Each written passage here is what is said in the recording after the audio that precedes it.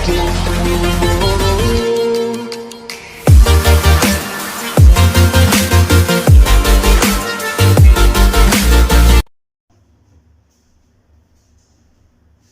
दोस्तों, एक बार फिर से आपका स्वागत है हमारे YouTube चैनल जिसका नाम है मैथ का मास्टर। आज सीटेट यूपीटेट में हमारे पास कुछ रिक्वेस्ट आई थी कि कुछ भिन्न के बारे में पढ़ाइए, कुछ भिन्न के क्वेश्चंस हैं, आप उन्हें समझाइए। तो आज हम आपको भिन्न पढ़ाने वाले हैं। सबसे पहले हम भिन्न के बारे में छोटी सी डिटेल बताते हैं और उसके बाद हमारे पास कुछ क्वेश्चन हैं, हम उन्हें भी हल करेंगे। भिन्न क्या होता है, पहले हम पढ़ते हैं भिन्न क्या होता है। भिन्न होता है जिसको हम बोलते हैं फ्रैक्शन।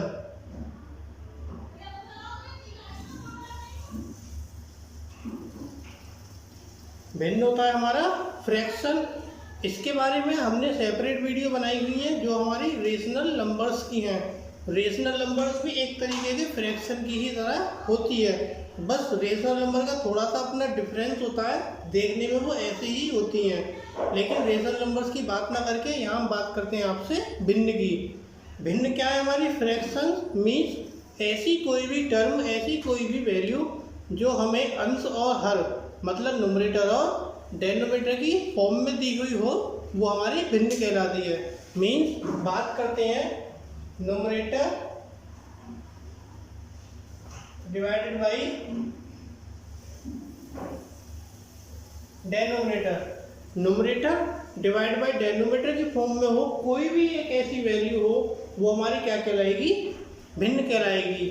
न्यूमरेटर को बोलते हैं अंश और डेनोमिनेटर को बोलते हैं हर।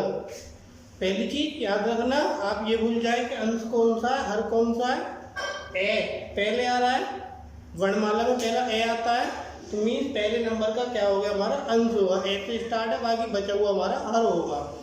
तो बात करते हैं, ऊपर वाला अंश होता है, नीचे वाला हर होता है, जिसमें ऐसे कोई भी वैल्यू आ जाए बाई चांस, मान के चलिए 2/5, 4/3, 7/5 कुछ भी आ जाए, ये हमारी सब क्या कहलाएंगी? भिन्न कहलाएंगी।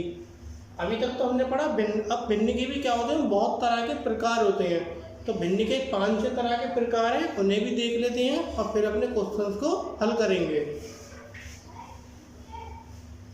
भिन्न का पहला प्रकार आता है हमारा प्रॉपर, जिसको उचित या समभिन्न भी कहते हैं। तो पहला आता है हमारा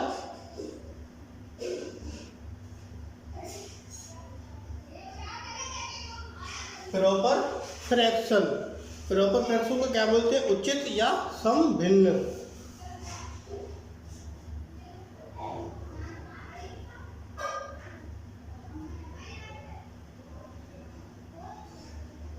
उचित या समभिन्न।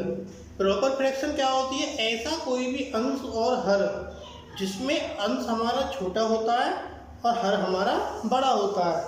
मीन्स ये क्या था आपका? अंश था न्यूमरेटर, ये क्या? हर जो कि डेनोमिनेटर है। तो न्यूमरेटर हमारा छोटा होगा और डेनोमिनेटर हमारा बड़ा होगा। मीन अंश छोटा हर बड़ा।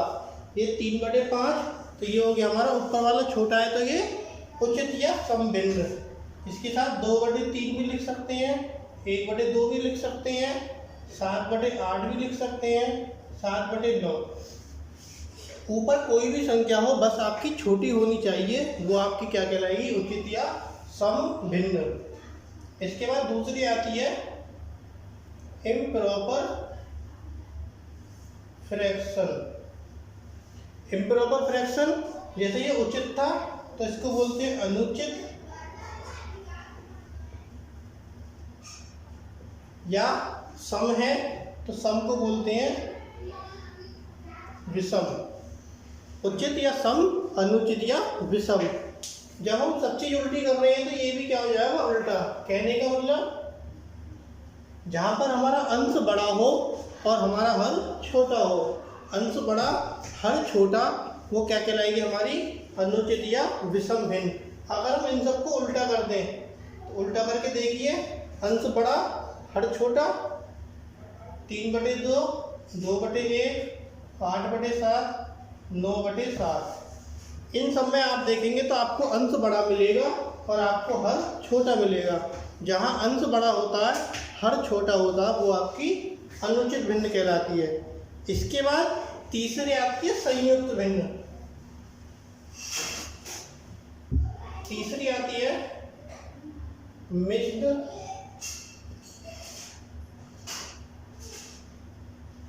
तीसरे नंबर पर आती है मिक्स्ड फ्रैक्शन। इसको बोलते हैं हम संयुक्त भिन्न।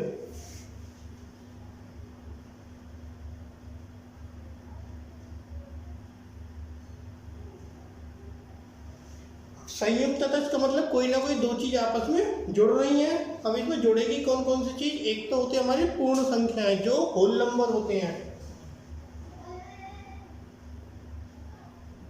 प्लस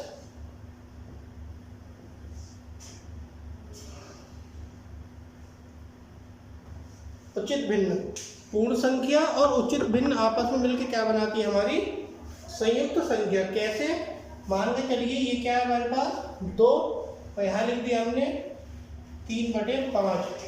2 सही 3/5, 5 दूनी 10 और 3 13/5 है वैसे तो ये संख्या। अब ये क्या है हमारी? ये जो 2 है ये तो हो गया हमारा पूर्ण संख्या, और ये जो हमारा 3/5 है ये हो गया हमारा उचित भिन्न। अभी उचित पढ़ा था, अंश छोटा हर बड़ा, ठीक। 2 हो गई पूर्ण संख्या और 3/5 हो गया उचित भिन्न। तो जब ये दोनों आपस में मिलती है तो ये बनाती है हमारी संयुक्त संख्या या संयुक्त भिन्न। इसमें एक चीज और यही देख लीजिए, कोई भी हमारी संयुक्त भिन्न होती है, जब हम उसको चेंज करते हैं भिन्न में तो ये क्या बन गया हमारा? 13/5 बन गया। तो 5 दूनी 10 और 3 जोड़ दो 13/5। तो जब भी आपकी संयुक्त भिन्न को हम बदलेंगे वो भिन्न आपकी हमेशा अनुचित या विषम बनेगी। संयुक्त भिन्न पूर्ण संख्या और उचित भिन्न से मिलकर बनती है। उसको जब हम चेंज करते हैं तो वो आपकी अनुचित भिन्न में बदल जाती है। तो ये होती है हमारी संयुक्त भिन्न। इसके बाद आती है एक आपकी यूनिट मतलब इकाई भिन्न। एक आती है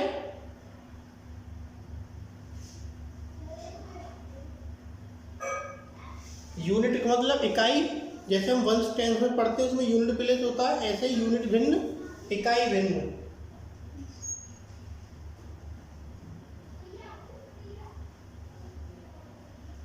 अब इकाई भिन्न में क्या है? इकाई भिन्न में है ऐसी कोई भी भिन्न जिसमें हमें उसका अंश 1 दिया हुआ हो, मतलब 1/5, 1/4, 1/3, 1/7, 1/8 कोई भी भिन्न हो, उसका जो ऊपर का अंश है, अंश अगर हमारा 1 दिया हुआ है तो वो हमारी इकाई भिन्न कहलाती है। अंश अगर 1 मिलता है कहीं पर भी तो वो हमारी इकाई भिन्न होगी। इकाई भिन्न के बाद आता है एक हमारा सजातीय और विजातीय भिन्न।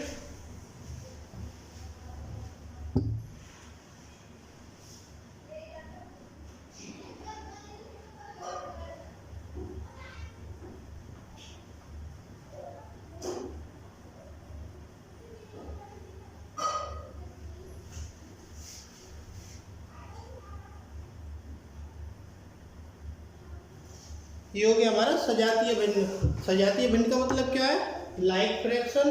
और लाइक फ्रैक्शन का मतलब हो गया ऐसी कोई भी भिन्न जिसमें आपका हर समान हो, मतलब हर समान हो। कैसे? 3/5, 4/5, 6/5, 8/5। इसमें आप देखेंगे आपके ये जो हर दिए हुए हैं, हर आपके ये चारों में 5-5 है जो कि आपके सभी समान हैं। तो ये हो जाती है आपकी सजातीय भिन्न।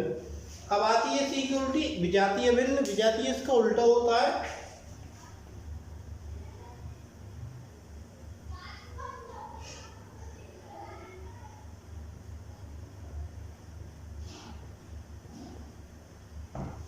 विजातीय इसका उल्टा होता है। विजातीय में क्या होता है?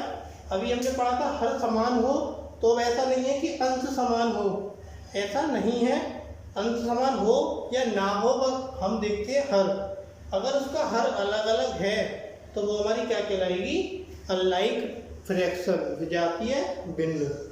जैसे अभी हमने पीछे क्या क्या लिखी थी, 1/5, 1/6, 1/7, ये हमारी वैसे तो इकाई भिन्न है क्योंकि सब एक आ रहे हैं। अगर हम इसको यहाँ पे 2 कर दें, इसको 4 कर दें, इसको 3 कर दें, अब तो ये सब इकाई भिन्न नहीं है, लेकिन ये कौन सी भिन्न है आपकी, विजातीय भिन्न। कौन सी भिन्न है आपकी, ये विजातीय भिन्न। वैसे ये आपकी उचित भिन्न भी है, उचित भिन्न भी है, तो इसको उल्टा भी कर देंगे तो ये दोनों तरह की मिक्स हो जाएंगी। अब आप क्या कह सकते हैं इसको, विजातीय भिन्न। ये जरूरी नहीं है कि ये तीनों ही उचित भिन्न थी तो हम इसको विजातीय भिन्न नहीं कह सकते, कह सकते हैं। वो इकाई वाला था तो जरूरी नहीं है कि उसको इकाई भिन्न ही कहेंगे। अगर वो पूछता है, सारे नाम देता है तो हम इकाई भिन्न कहेंगे। अगर वो विजातीय और सजातीय ही पूछता है तो हम उसको विजातीय नाम देंगे, जबकि इकाई भिन्न नाम नहीं देंगे। तो ये थे आपके कुछ इसके प्रकार। एक प्रकार और बचता है जिसको हम बोलते हैं तुल्य भिन्न।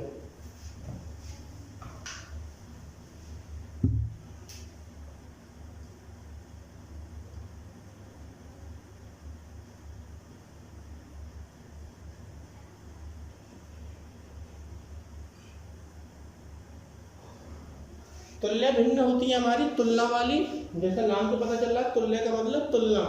तुलना वाली भिन्न, इक्विवेलेंट। इस भिन्न में क्या होता है, कोई भी हमें 1, 2, 3, 4 भिन्न दी हुई होती हैं, लेकिन उन सभी भिन्नों का जो आंसर होता है वो क्या होता है, समान होता है। देखने में भिन्न बड़ी लगती हैं, लेकिन जब हम उनको काट काट कर छोटा करते हैं तो वो हमारी सबसे छोटी वाली भिन्न के बराबर आ जाती है। कैसे, देखिए, मान के चलिए अगर हमने कोई एक भिन्न ली 2/3, 2/3 ली, क्वेश्चन कहता है इसकी तुल्य भिन्न लिखिए, इसकी तुल्य भिन्न लिखिए। तो हमें कुछ नहीं करना, ऊपर क्या 2, तो हमें 2 का पहाड़ा लिख देना है। 2, 4, 6, 8, 10, ऊपर 2 का पहाड़ा लिख देंगे, नीचे 3 का पहाड़ा लिख देंगे। तो ये सभी भिन्न आपकी देखने में तो लग रही है अलग अलग है, अलग अलग नहीं है, ये सभी आपकी तुल्य भिन्न है, सभी समान भिन्न है। समान कैसी हैं, 2/3 तो है। अब लेते हैं 6/9, इसको अगर हम 3 से काटें, 3 दूनी 6, 3 तिया 9, तो भी क्या बनेगा हमारा, 2/3 ही बनेगा। अगर हम 10/15 भी लेते हैं, 10/15 को अगर हम किससे काटते हैं, 5 से, 5 दूनी 10, 5 तिया 15, तो भी आपका 2/3 ही बनेगा। तो तुल्य भिन्न में यही होता है कि कोई भी आपकी भिन्न है, उसको अगर हम काटते हैं और वो किसी दूसरी भिन्न के बराबर आ जाती है तो वो आपकी तुल्य भिन्न कहलाती है। अब आपको भिन्न समझ में आया होगा और भिन्न के प्रकार भी समझ में आ गए होंगे। अब हम अपने क्वेश्चंस को स्टार्ट करते हैं।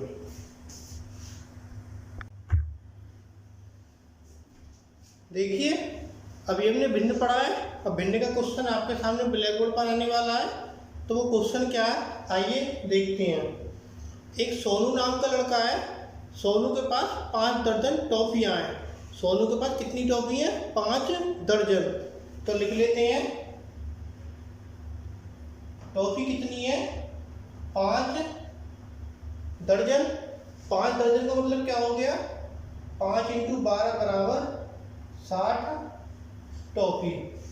ठीक, सोनू के पास 5 दर्जन टॉफियाँ थी, एक दर्जन में 12 होती है, तो 5 दर्जन में कितनी टॉफी हो गई, 60 टॉफी। इसके बाद क्वेश्चन कह रहा है आपसे, उसने इसका 1/3 भाग अमिता को। अब अमिता को कितनी दी है, 1/3। ठीक, इसके बाद 2/5 भाग अनिल को दिया है।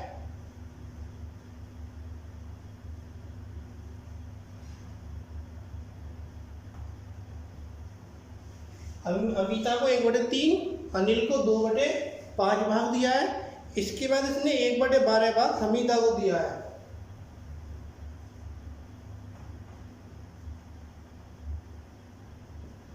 ठीक, यहाँ से क्वेश्चन खत्म कर देते हैं। क्वेश्चन कह रहा है 60 टॉफी की मतलब 5 दर्जन, इतना इतना भाग उसने तीनों को दे दिया। अब सोनू के पास कितनी टॉफी बचती हैं।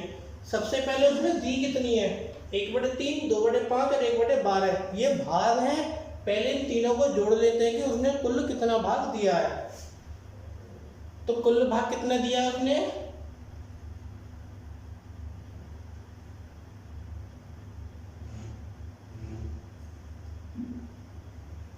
1/3 प्लस 2/5 प्लस 1/12।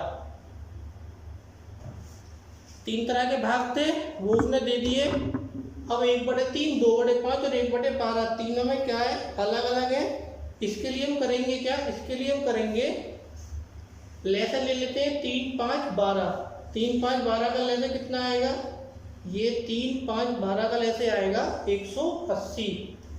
एक बार और ले लेते हैं, 180 नहीं आएगा, कम आएगा।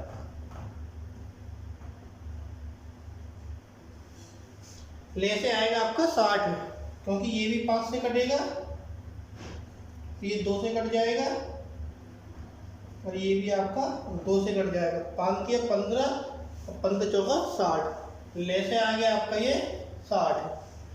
ठीक, भिन्न का एक चैप्टर हम करा चुके हैं। अब 3 से ये 60 को 20 बार कटता है और 20 की गुणा 1 में करते हैं तो 20 आता है। 5 से 60 कितनी बार कटेगा, 12 बार, और 12 दूनी 24। 12 से 60 5 बार कटेगा, 5 एकम 5। इन सबको जोड़ लेते हैं, 20, 40, 44, 49। अब उसने कुल 49/60 भाग दे दिया। अगर हम जैसे पढ़ते थे, इसमें आपको समझना क्या है, अब जैसे हम पढ़ते थे, मान के चलिए छोटी क्लासेस में आता था, एक गोला आ गया, उसके 4 भाग आ गए। अब 4 भाग में होता क्या था, कुल भाग कितने हैं, 4, और ऊपर लिख दिया 1/4। मतलब क्या था कि कुल भाग है 4, उसमें से एक भाग को क्या करना है, शेड करना है। तो हमने ये ऐसे भर दिया, ऐसे भरते थे। ठीक, अब कुल तो 4 भाग थे और एक भाग हमने शेड कर दिया। ऐसे ही है, यहाँ कुल 60 भाग हैं, 49 भाग हमने दे दिए हैं। तो हमारे पास बचे हुए कितने भाग बचते हैं, कुल भाग कितने हैं हमारे पास, 60 भाग। अब बचे हुए भाग निकालते हैं। इसमें होता क्या है, जैसे कि हम प्रतिशत के क्वेश्चन पढ़ते हैं, प्रतिशत में क्या होता है, हम कुल 100% मानते हैं किसी भी चीज़ को, कोई भी चीज़ हो माना कि वो 100% है। ऐसे ही यहाँ पर भिन्न वाले भाग में क्या होता है, कोई भी चीज़ है हम उसको 1 मानते हैं कुल। प्रतिशत में कुल चीज़ को 100% मानते हैं, भिन्न वाले भाग में कुल चीज़ को 1 मानते हैं। 1 क्यों मानते हैं उसको देख लीजिए। मानकर चलिए कुल भाग कितने थे, 60। हम दे कितने सकते थे, और या उसके पास 60 भाग में से कितने भाग थे, 60 ही तो भाग थे। कुल भाग कितने थे, 60।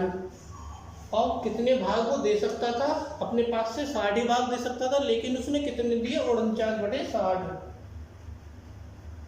कितने दिए, कुल भाग 60 थे, 60 भाग ही वो दे सकता था, उसने जबकि 60 भाग में से 49 भाग दिए। अब इसको जो 60/60 है, इसको बुक्स में आपको 1 लिखा हुआ मिलेगा। कुल भाग जो हम अभी कह रहे थे, प्रतिशत में 100 मानते हैं, भिन्न में 1 मान दीजिए। 1 जो भाग होता है वो हमारा जो भी दूसरी संख्या उसका भिन्न और उसका जो अंश और हर होता है, दोनों समान होने के कारण उसको 1 लिख देते हैं।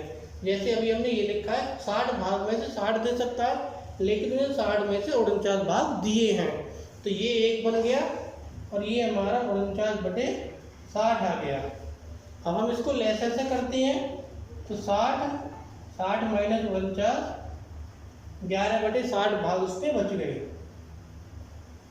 11/60 भाग उस पर बच गया। अब उस पर बची हुई टॉफी कितनी है,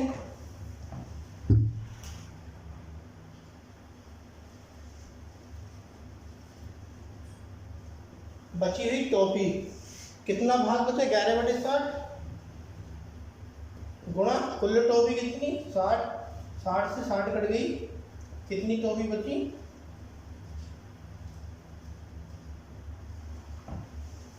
कहने का मतलब पहले आप ये निकालिए कि उसने कुल कितना भाग दिया था। जब आपको ये निकल जाएगा कुल उसने कितना भाग दिया, इसके बाद आपको ये देखना है कि हमारे पास बचा हुआ भाग कितना है। भिन्न वाली संख्या प्रश्न में आप ये हमेशा याद रखना, कुल भिन्न आपका 1 माना जाता है। कुल भिन्न 1 माना जाता है। प्रतिशत में कुल प्रतिशत 100 मानी जाती है। भिन्न में कुल 1, प्रतिशत में कुल 100। कोई भी चीज़ हम घटाएंगे, अगर यही क्वेश्चन प्रतिशत में होता तो कैसे होता, उसके पास 60 टॉफ़ी हैं, 5 दर्जन टॉफ़ी हैं, अगर उसने इतना इतना इतना प्रतिशत दे दिया, मान के चलिए उसके पास जो 60 टॉफ़ी थी वो 100% थी, अब उसने 20% दे दी, 30% दे दी, 10% दे दी, टोटल कितनी प्रतिशत दे दी उसने? 20 और 30 50 और 10 60%। कुल थी उसके पास 100%, तो 100% माइनस 60% कितनी बचती? 40%। ऐसे ही यहाँ है 49/60 भाग उसने दे दिया, कुल भाग था 60/60, या फिर उसको कह सकते हैं 1। बुक्स में डायरेक्ट 1 लिखा हुआ मिलता है, आप 1 ही लिख कर कर सकते हैं। नहीं समझ में आता तो यहाँ से समझ लीजिए कि ये 1 आता क्यों है। 11/60 भाग यहाँ बचता है, 11/60 गुणा कुल टॉफ़ी, 60 से 60 कट गया, आपके पास 11 टॉफ़ी बच जाती है। तो इसी के साथ हम अपना दूसरा क्वेश्चन स्टार्ट करते हैं। दूसरा क्वेश्चन भी इसी तरीके से है, खंबे वाला क्वेश्चन है, उसको भी हम देख लेते हैं।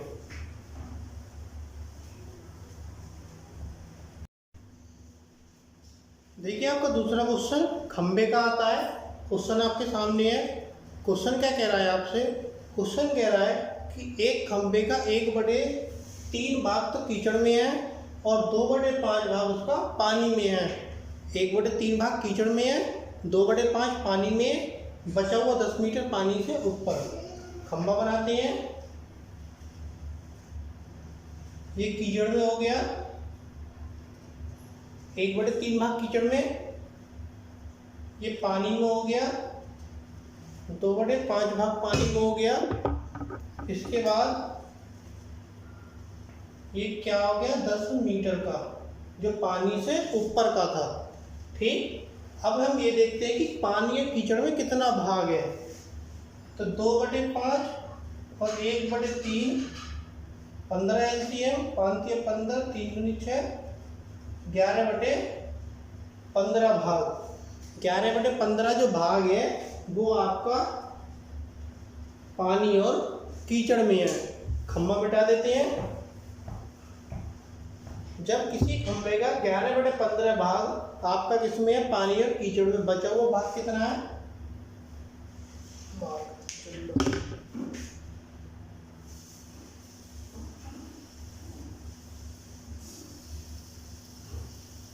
बचा हुआ भाग कितना अभी हमने बताया था। भिन्न हमारी कुल 1 मानी जाती है, या 15/15 भी लिख सकते थे। 1 माइनस 11/15, तो ये आपका कितना हो जाएगा? 4/15 भाग। अब आप ये देखिए कि उसका जो 4/15 जो भाग है वो आपका बचा हुआ है, और ये बचा हुआ भाग आपका कितना है? 10 मीटर का। तो 4/15 भाग कुल खंबे का कितना है? 10 मीटर। 4/15 भाग कुल खंबे का 10 मीटर है। अब कुल खंबा कितना मानेंगे? यहाँ मान लेंगे कुल खंबा कितना है? x मानते हैं। कुल खंबा अगर हमने x माना हुआ है तो 4/15 गुणा x इजिकल टू 10। x का 4/15 भाग बचा हुआ 10 मीटर है। तो यहाँ 10 गुणा 15/4, 2 दूनी 4, 15 पंजे 75/2, ये आ गया आपका 37.5 मीटर। कहने का मतलब जो खंबा था आपके 2 भाग थे, पानी वाला और आपका कीचड़ वाला। पानी वाला और कीचड़ वाला, पानी वाला और कीचड़ वाला जो भाग था उन दोनों भाग को हमने जोड़ा तो वो भाग हमारे 11/15 आए। 11/15 भाग जब हमारे पानी और कीचड़ में है, बचा हुआ भाग 4/15 जो कि पानी से ऊपर था। अब पानी से ऊपर वाला 4/15 भाग 10 मीटर का था। कुल खंबे का 4/15 भाग 10 मीटर है। तो 4/15 भाग कुल खंबे का, कुल खंबा कितना? x, तो 4/15 गुणा x इजिकल टू 10। 15 यहाँ गुणा में चला गया, 4 यहाँ भाग में आ गया, 2 से काटा, 15 गुणा 5 में करिए 75 भाग 2 कितना आ गया आपका 37.5 मीटर। तो ये थे आपके भिन्न के क्वेश्चन। अगर आपको हमारी यूट्यूब वीडियो पसंद आई हो तो प्लीज़ हमारे चैनल को लाइक, सब्सक्राइब और शेयर करते रहिए। ज़्यादा से ज़्यादा हमारे चैनल को शेयर करिए, ज़्यादा से ज़्यादा हमारे चैनल को सब्सक्राइब करिए। Thank you.